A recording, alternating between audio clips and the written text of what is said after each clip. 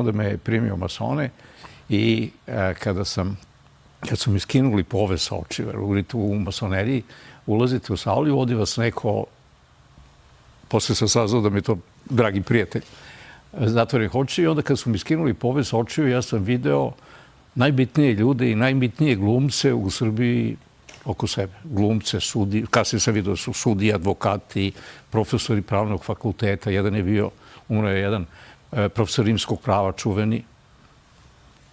Ja sam tada bio vlasnik jedne agencije, bio sam i poznat pisac, imao sam puno para, bio sam poznat, ali ja sam se osjetio da sam niko i ništa.